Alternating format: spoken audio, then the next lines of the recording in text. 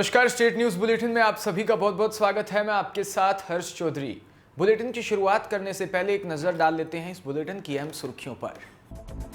देश में corona virus के नए मामलों की रफ्तार लगातार जारी।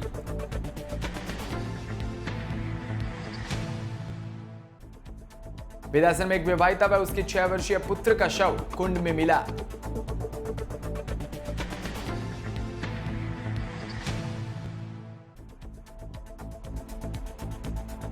कोरोना जागरूकता अभियान के तहत निकाली गई रैली।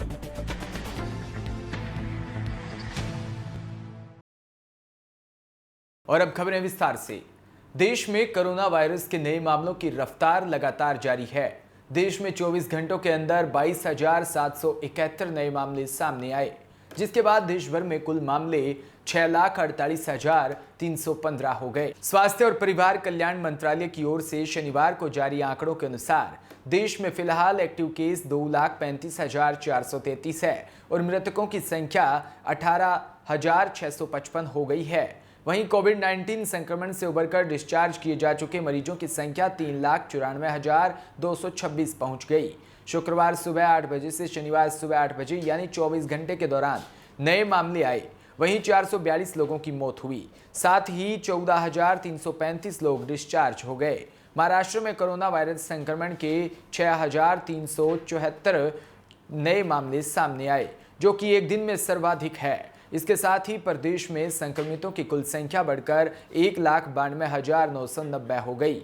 प्रदेश के स्वास्थ्य विभाग ने इसकी जानकारी दी। विभाग ने कहा कि प्रदेश में महामारी से 198 लोगों की मौत हो गई, जिससे मरने वाले लोगों की संख्या बढ़कर 8,376 हो गई। विभाग ने बताया कि गुरुवार को एक दिन में सर्वाधिक 6,330 मामले सामने आए थे। स्वास्थ्य विभाग की ओर से जारी बयान में कहा गया कि दूसरी ओर सफल इलाज के बाद शुक्रवार को 3,515 मरीजों को अस्पताल से छुट्टी दे दी गई, जिससे ठीक होने वाले मरीजों की संख्या बढ़कर राज्य में 1,04,687 हो गई। इसमें कहा गया कि प्रदेश में अब तक 10,49,277 नमूनों की जांच की गई। खबर नागौर से, जहां कुचामन सिटी की ग्राम पंचायत खारिया में रविवार को सुकन्या समृद्धि योजना के तहत बालिकाओं के सरपंच देवीलाल दादरवाल के तत्वाधान में बैंक खाते खोले जाएंगे। सरपंच देवीलाल दादरवाल ने बताया कि बेटी के सुनहरे भविष्य के लिए सरपंच निवास पर खाते खोले जाएंगे। सरपंच देवीलाल दादरवाल ने बताया कि खाते खोले जाएंगे, जिसमें 10 वर्ष तक की बालिकाओं का सुकन्या समृद्धि योजना में सरपंच खाता खोला जाएगा, जिसमें प्रथम किस्त जमा करवाकर खाता खुलवाया जाएगा, जिसके लिए खाताधारक अपना जन्म प्रमाण पत्र व माता व पिता में से किन्हीं एक के 2 आवश्यक दस्तावेज लेकर आना होगा। इस दौरान कोरोना वायरस से बचाव के लिए सोशल डिस्टेंसिंग की पूर्णतः पालन करते हुए प्रत्येक बालिकाओं को एक जामुन का पौधा वितरण करते हुए पौधे की सार संभाल की जिम्मेदारी की शपथ भी दिलाई जाएगी। और खबर चुरू के बीदासर से, जहां एक विवाहिता व उसके 6 वर्षीय पुत्र का शव गांव लालगढ़ के एक सार्वजनिक कुंड में मिला, जिसके बाद विवाहिता के पिता महेंद्र जाट ने ससुराल वालों पर हत्या का आरोप लगाते हुए मृतकों के सास ससुर सहित कुल 5 लोगों के खिलाफ सांडवा थाने में मामला दर्ज करवाया। घटनास्थल पर पहुंची पुलिस ने 2 शवों को बरामद कर सांडवा के राजकीय अस्पताल की मोर्चरी कक्ष में रखवाया, जहां पोस्टमार्टम के बाद मृतका कैलाशी व उसके 6 वर्षीय पुत्र अरविंद का शव पुलिस ने परिजनों को सौंप दिया। वहीं इस पूरे मामले की जांच सुजानगढ़ डीएसपी नरेंद्र शर्मा कर रहे हैं।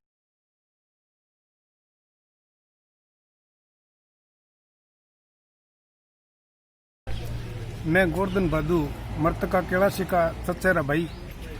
मेरी बहन कैलाशी को उसके ससुराल पक्ष वाले पिछले 5-6 साल से बराबर परेशान कर रहे थे, दहेज की मांग कर रहे थे। कभी वो कैलाशी यहाँ पी आती और मेरे चाचा जी से रुपए ले जाती। वो बार बार उसको मारते पीटते। कई बार हम लोगों ने उनके साथ समझाइश बुझाइश की, लेकिन वो नहीं माने। कल 2 तारीख को हमें शाम 5:30 बजे सूचना मिली कि आपकी जो बहन है कैलाशी, वो एक लालगढ़ की सरहद में सार्वजनिक होद में गिर गई है और वो मृतक मिली है। हमने वहाँ जाकर देखा तो उसके शरीर पर जगह जगह चोट के निशान थे और उसके जो शरीर के जो वस्त्र है वो आधे जले हुए थे। तो फिर हम यहाँ सांडवा पुलिस थाने में आए और FIR दर्ज करवाई। मेरा ये कहना है कि दोषियों पर सख्त से सख्त कार्रवाई हो, उनको कड़ी से कड़ी सजा मिले। समुदाय के ससुराल वाले, उनके पति ओम प्रकाश सास ससुर और उनका जेठ रुगाराम, ये सब लंबे समय से इनके साथ मारपीट कर रहे थे और कल इनको मार करके लालगढ़ के सामुदायिक हौद में डाल दिया। तो खबर रायशनगर से, जहां वार्ड नंबर 12, 10 व 11 में विद्युत विभाग द्वारा लगाई तारें ढीली व नीचे होने के कारण वार्ड वासियों को खासा परेशानी हो रही है, जिसको लेकर वार्ड के लोगों द्वारा कामरेड सुभाष नायक के नेतृत्व में विद्युत विभाग का घेराव किया गया। वार्ड वासियों की मांग है कि जल्द से जल्द तारों को ऊंचा किया जाए व घोषित विद्युत कटौती बंद की जाए। वहीं पूर्व जिला परिषद डायरेक्टर कालू थोरी भी साथ में थे। उन्होंने विद्युत विभाग पर आरोप लगाया कि कई वर्षों से तार ढीले हैं व नीचे पड़े हैं, जिसको लेकर प्रशासन को कई बार अवगत भी करवाया था, परंतु विद्युत विभाग का इस ओर ध्यान नहीं दे रहा। हम चेतावनी देते हैं कि अगर सोमवार तक तार ऊंचे नहीं होते तो मंगलवार को हम विद्युत विभाग कार्यालय के आगे महिलाओं व बच्चों समेत धरना लगाकर बैठ जाएंगे। हमारी प्रशासन से चेतावनी है। वह पहुंची महिलाएं व पुरुष रमेश कुमार, द्रौपदी, रेशमा, कामनी, शारदा, सरोज, पूनम आदि महिलाओं ने भी इस धरना प्रदर्शन में भाग लिया।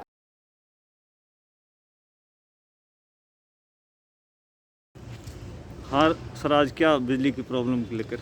हमने आज से लगभग 1 माह पहले रायशनगर के वार्ड नंबर 12 के अंदर जो बिजली की तारें हैं बहुत नीचे है, कभी भी दुर्घटना हो सकती है। विद्युत विभाग के अधिकारियों को हमने अवगत करवाया था, लेकिन इन्होंने कोई गौर नहीं किया। आज वार्ड नंबर 12 के जितनी भी महिलाएं हैं, नौजवान हैं, वो आए हमारे साथ है और हमने चेतावनी दी है जयन साहब को कि अगर सोमवार तक ये हमारा जो तारें ढीली है वार्ड नंबर 12 के खंभों की, वो तारें अगर सही नहीं की गई तो मंगलवार से विद्युत विभाग कार्यालय के आगे अनिश्चितकालीन धरना लगाएंगे, जिसमें सारे वार्डवासी, महिलाएं, पुरुष, बच्चे आके इनके आगे बैठ जाएंगे। खबर भीनमाल से, जहां उपखंड के नरता गांव में निर्माणाधीन 52 किलोमीटर लंबे राजमार्ग को कुशालपुरा से होते हुए सीधे भागल सेवटा की तरफ ले जाने से नरता के ग्रामीणों में भारी आक्रोश है। ग्रामीणों का कहना है कि पिछले कई महीनों से गांव के लोगों को परेशानी का सामना करना पड़ रहा है। लोगों का दूसरे गांव या शहर जाना हो तो बस या जीप पकड़ने के लिए गांव से लगभग 1 से 1.5 किलोमीटर से दूर चलकर तय करके बाद में बस या जीप कोई अन्य वाहन मिलना संभव है। इस समस्या से परेशान होकर कलेक्टर और उपखंड अधिकारी को ज्ञापन भेजकर बताया कि राजमार्ग को नरता से होकर गुजारें, अन्यथा ग्रामीणों को अंतिम रूप से भारी मात्रा में उपस्थित होकर धरना प्रदर्शन करना पड़ेगा, जिसका जिम्मेदार प्रशासन होगा। पूर्व सरपंच चेलाराम चौधरी का कहना है कि ग्रामीणों को शहर, गाँव आदि की यात्रा करनी होती है। बस स्टेशन से आधा किलोमीटर की दूरी तय करके दूर जाना पड़ता है। आपकी क्या मांगे हैं और किन मांगों को लेकर ज्ञापन सौंपा है? हमारा सर, ये मेन जो हाईवे बन रहा है भीनमाल से जीवाना, ये पहले इसका सर्वे नरता गांव मुख्यालय से होते हुए सर्वे हुआ था। उसके बाद ये बाईपास निकाल रहे हैं, जबकि पूरे समस्त ग्रामवासियों की अपील है कि ये गांव के मुख्यालय से निकले।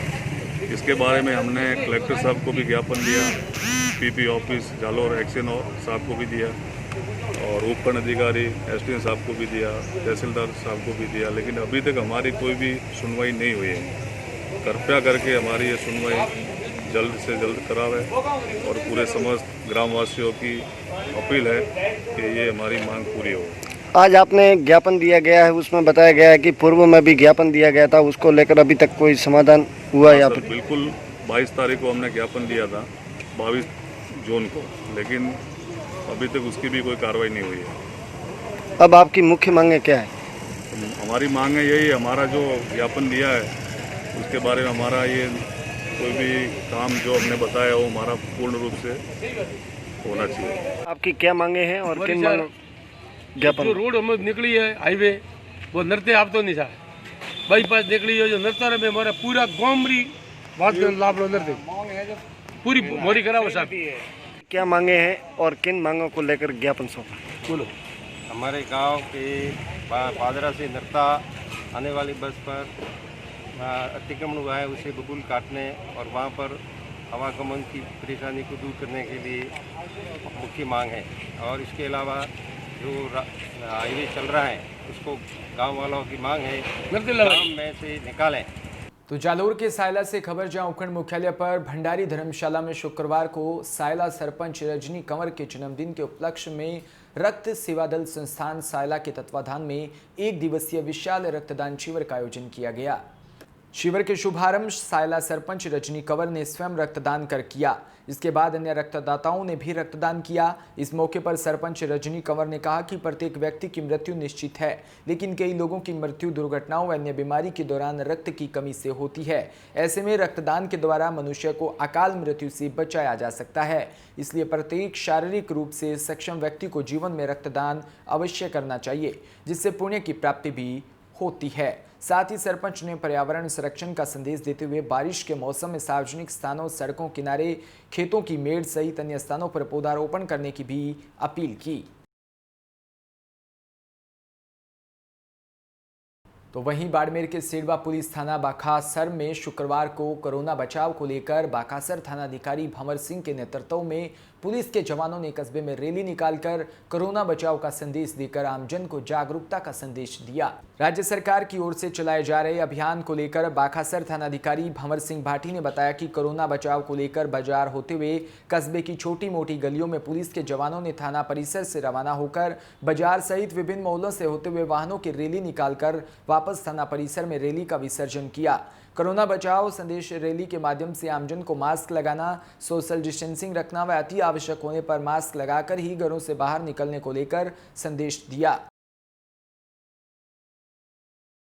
खबर जयपुर के पावटा से, जहां कस्बे के एसजीएन हॉस्पिटल भूमिका प्लाजा में राष्ट्रीय महामंत्री भूपेंद्र यादव के जन्मदिन पर आयोजित रक्तदान शिविर में कार्यकर्ताओं व ग्रामीणों द्वारा 227 यूनिट रक्त देकर राष्ट्रीय महामंत्री भूपेंद्र यादव का जन्मदिन मनाया।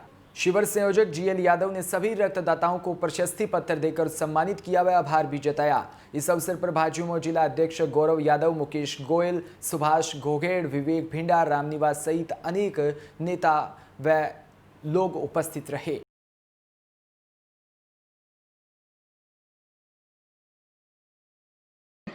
आज हमारे भारतीय जनता पार्टी के राष्ट्रीय महामंत्री एवं राजस्थान से राज्यसभा सांसद परम आदरणीय श्री भूपेंद्र यादव साहब का जन्मदिवस कार्यक्रम पावटा में हमारे युवा साथी कार्यकर्ता एवं सामाजिक संगठनों में बड़ी महत्ता सरोकार रखने वाले भाई जीएल यादव जी के नेतृत्व में रक्तदान का कार्यक्रम करवाया जा रहा है। तो खबर चूरू के सरदार शहर से, जहां छात्र संगठन एनएसयूआई के कार्यकर्ताओं ने आज संगठन के जिला अध्यक्ष किशन लाल के शिविर के नेतृत्व में एसबीडी पीजी कॉलेज के अंदर अनिश्चितकालीन धरना लगाकर प्रदर्शन किया। इस दौरान जिला अध्यक्ष ने बताया कि एनएसयूआई द्वारा विद्यार्थी वर्ग की विभिन्न मांगों को लेकर अनिश्चितकालीन धरना चालू किया। विद्यार्थी वर्ग से जो भी पाठ्यक्रम हो उनसे प्रथम व द्वितीय वर्ष को पूर्णतः प्रमोट करने व फाइनल ईयर के विद्यार्थियों को 10% अतिरिक्त अंकों के साथ पास करके इनके साथ छात्रावास व कमरों का किराया माफ करने व इस वर्ष की फीस माफ करने को लेकर एनएसयूआई द्वारा अनिश्चितकालीन धरना दिया जा रहा है। सरकार से मांग करते हैं कि जल्द से जल्द छात्रों की तो देखते हुए हमारी मांगों को पूरा किया जाए, अन्यथा मजबूरन हमें भूख हड़ताल करनी पड़ेगी। खबर डूंगरपुर से, जहां आसपुर थाना अंतर्गत बड़ौदा गांव में एक रिहायशी मकान में ताश के पत्तों पर जुआ खेलते हुए 4 जुआरियों को गिरफ्तार किया तथा भारी मात्रा में नकदी भी बरामद की। थानाधिकारी रिजवान खान ने बताया कि मुखबिर के जरिए सूचना मिली कि बड़ौदा गांव के हॉस्पिटल के पास स्थित नाथूलाल पुत्र रामचंद्र के रिहायशी मकान में ताश के पत्तों पर जुआ खेला जा रहा है, जिस पर पुलिस टीम ने दबिश दी व एक बंद कमरे को खुलवाया तो उसमें ताश के पत्तों पर 4 युवक जुआ खेल रहे थे, जिनमें बसंत पुत्र वेलचंद कलाल, बंशीलाल पुत्र देवीलाल खटीक, अशोक पुत्र नानूराम सेवक, प्रहलाद पुत्र रूपशंकर आचार्य सभी निवासी बड़ौदा को जुआ सट्टा एक्ट में गिरफ्तार किया व उनके कब्जे से 28,300 रुपये व ताश के पत्ते व मोबाइल भी बरामद किया।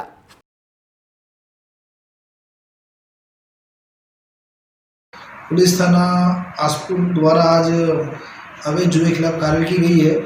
हमें जरिए मुखबिर सूचना मिली थी कि आसपुर थाना क्षेत्र के बड़ौदा गांव के अंदर नाथूलाल कलाल के मकान के ऊपर जो रिहायशी मकान उसके कमरे में अवैध रूप से जुआ चल रहा है, जिसमें थाना अधिकारी रिजवान खान और मैं जाता जिसमें SA Parveen Singh, head constable Sanjay Kumar, constable Rajendra Singh, Vinod Kumar, Akshay Raj, Shivraj Singh, हम सभी थाने से रवाना हो नाथूलाल कलाल के मकान पर पहुंचे, जहां पर एक कमरा बंद हो। कुछ युवकों के अंदर से आवाज़ आ रही थी, जिस पर थाना अधिकारी द्वारा उस कमरे को खुलवाया गया। अंदर 4 युवक जुआ खेलते पाए गए, जिनसे हमने कुछ ताश के पत्ते और करीब 28,300 रुपये हमने जुए की राशि बरामद किए। और जुआ खेलने वाले जो 4 अभियुक्त थे उसके अंदर एक अभियुक्त का नाम बसंत पिता वेलचंद कलाल निवासी बड़ौदा, दूसरा अभियुक्त बंसीलाल पिता देवीलाल खटीक निवासी बड़ौदा, तीसरा अभियुक्त अशोक राम पिता नानू राम सेवक बड़ौदा, चौथा अभियुक्त प्रहलाद पिता रूपचंद्र आचार्य ये भी बड़ौदा का निवासी था। इन 4 अभियुक्त को हिरासत में लाके थाने पर लाए, पूछताछ जारी है और उनके खिलाफ जुआ अधिनियम के अंतर्गत प्रकरण जारी है। इसके एसपी साहब द्वारा लगातार अवैध गतिविधियों के खिलाफ कार्रवाई करने के लिए हमें निर्देश दिए गए, जिसके अंतर्गत पुलिस थाना आसपुर की टीम लगातार कार्रवाई कर रही है। खबर अलवर से, जहां जिले के बानसूर कस्बे के बानसूर महाविद्यालय के सामने कुछ दबंगों ने एक दलित युवक के साथ मारपीट की और साथ ही दुकान में रखे कंप्यूटर व सामान में तोड़फोड़ भी की। पीड़ित युवक ने बताया कि उधारी के पैसे मांगने पर दबंगों ने उसके साथ मारपीट की व जाति सूचक शब्दों का प्रयोग किया। वहीं पड़ोस के दुकानदार बचाव करने आए तो दबंगों ने लाठी, डंडे व सरिये से पड़ोसी दुकानदार का भी सर फोड़ दिया। वहीं मारपीट करने आए युवकों ने पुलिस में रिपोर्ट दर्ज करवाने पर जान से मारने की भी धमकी दी व पुलिस ने मामला दर्ज कर डीएसपी अतुल साहू ने जांच शुरू कर दी।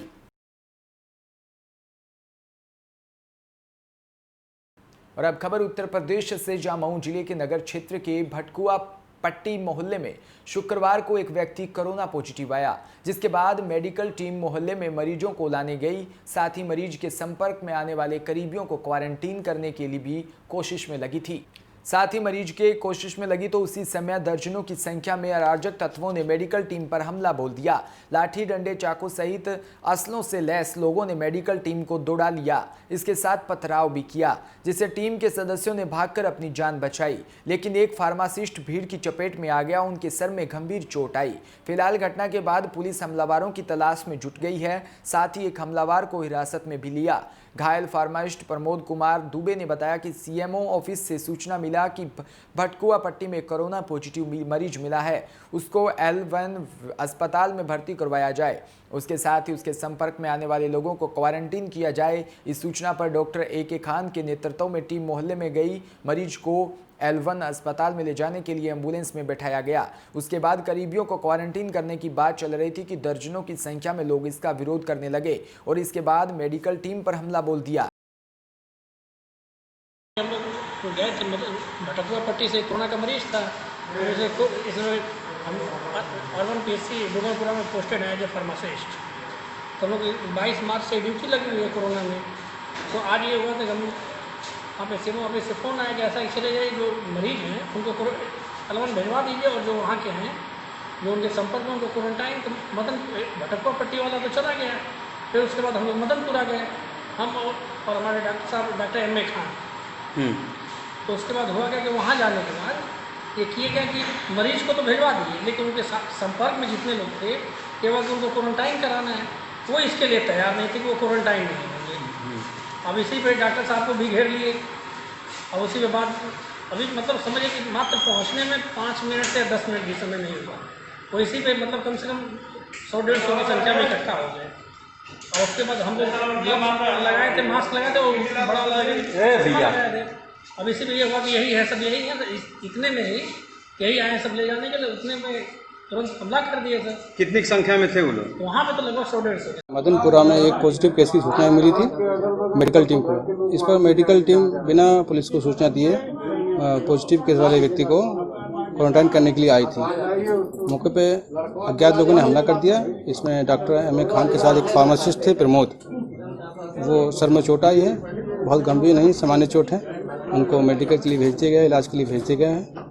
बाकी एक व्यक्ति को हिरासत में लिया गया है। कुछ अज्ञात लोगों ने, लगभग 200 लोगों ने कुछ आरोप लगा है कि हमला किया था और उनकी पहचान की जा रही है। हम लोग इनको L1 हॉस्पिटल में ले जाने के लिए यहाँ आए थे और मेरे साथ मेरा फार्मासिस्ट प्रमोद कुमार दुबे था। हम इनको लेके एम्बुलेंस में बैठाया। उसके बाद हम लोग इनके घर वालों को, क्लोज कांटेक्ट वालों को क्वारंटाइन करने के व्यवस्था करने ही जा रहे थे कि उन लोगों ने हमको घेर लिया। कम से कम 200-250 आदमियों ने हमारे फार्मासिस्ट पर ईंटा पत्थर चलाने लगे। वो गिर गया, उसके सर में चोट आ गई, वो खून देखे तो लोग भाग गए। मैं किसी तरह से बच गया। हमको कम से कम 200-250 आदमी घेरे हुए थे और कुछ असलाह भी था उनके साथ। तो वहीं देर रात कानपुर में कुख्यात बदमाश विकास दुबे के निवास पर पुलिस और मौजूद बदमाशों में हुई मुठभेड़ में उत्तर प्रदेश के पुलिस अधिकारी सहित 8 सिपाही बदमाशों की गोलियों से छलनी हो गए। इस बड़ी दुस्साहसिक घटना में झांसी के मऊरानीपुर तहसील के निवासी सिपाही सुल्तान सिंह के शहीद होने से परिवार सहित मोहल्ले में मातम छा गया। झांसी निवासी शहीद सिपाही सुल्तान का पार्थिव शरीर विभागीय औपचारिकता के बाद झांसी लाया गया, जहां जिले के तमाम अधिकारी सहित क्षेत्रीय विधायक सहित तमाम लोगों ने श्रद्धांजलि दी। शहीद सुल्तान सिंह का शव को रात में ही अंतिम संस्कार के लिए गांव के शमशान घाट में लाया गया, जहां हिंदू रीति रिवाज के साथ उनके शव का अंतिम संस्कार किया गया। तो शहीद जवान को किस तरह श्रद्धांजलि दी गई है, आगे किस तरह से मदद की जाएगी परिवार की? आज सुबह जो कानपुर में जो दुर्घटना हुई जिसमें शहीद हुआ था, एक हमारा कांस्टेबल है जिनका नाम सुल्तान सिंह 34 साल का है और ये 2006 में सर्विस में आए थे। इनकी मौके पर गार्ड ऑफ ऑनर देने के लिए सरकार की तरफ से, जिला प्रशासन की तरफ से एक पूर्ण रूप से गार्ड ऑफ ऑनर दे चुके थे। साथ में गवर्नमेंट ने जो निर्धारित किया, माननीय मुख्यमंत्री जी के नेतृत्व में जो हुआ था घोषणा, जिसमें इनकी परिवार को सरकारी नौकरी की व्यवस्था हेतु और साथ में उनकी जो धनराशि का जो व्यवस्था हेतु सारी चीज़ें इनकी उपलब्धता की जा रही। हम मौके पर उनके परिवार से भी बात कर चुके थे। ये एक दुर्घटना है और ड्यूटी में हमारे सिपाही के साथ ऐसे होना भी एक तरफ से हम सब लोगों को दुख भी पहुँचाया था।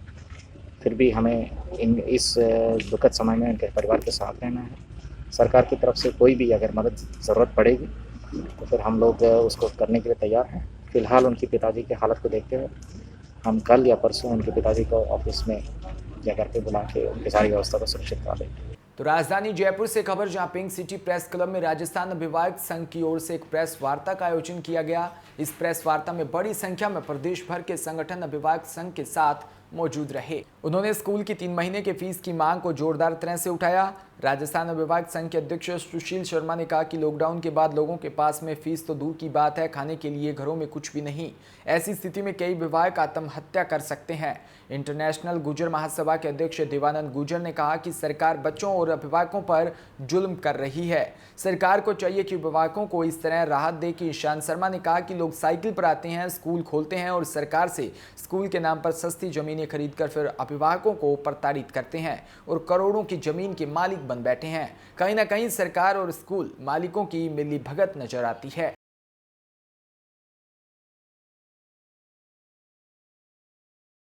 खबर 12 के शाहबाद से, जहां राज्य सरकार के निर्देशानुसार शाहबाद में कोविड-19 जागरूकता अभियान के तहत पुलिस विभाग ने कोरोना संक्रमण से बचाव व जागरूकता के संदेश पर आधारित रंगोली बनवाई, जिसमें मॉडल स्कूल की छात्राओं ने भी बनाई। पुलिस उपाधीक्षक कजोड़मल ने कोविड-19 जागरूकता रंगोली का अवलोकन करते हुए कहा कि शाहबाद के समस्त आंगनबाड़ी केंद्रों में आज कोरोना से बचाव के लिए जागरूकता का संदेश के साथ रंगोली कार्यक्रम का आयोजन किया गया, जिसमें कई लोगों को प्रेरणा मिलेगी। इसी क्रम में शाहबाद में सभी लोगों को सोशल डिस्टेंसिंग की पालना, मास्क लगाना, स्वच्छता रखना व सार्वजनिक स्थानों पर नहीं थूकने का संकल्प लेना चाहिए, जिसमें कोरोना संक्रमण से बचाव सुनिश्चित किया जा सके। इस मौके पर पुलिस उपाधीक्षक ने उपस्थित लोगों को कोरोना वॉरियर जागरूकता शपथ दिलवाते हुए स्वास्थ्य मानकों की पालना का भी संदेश दिया।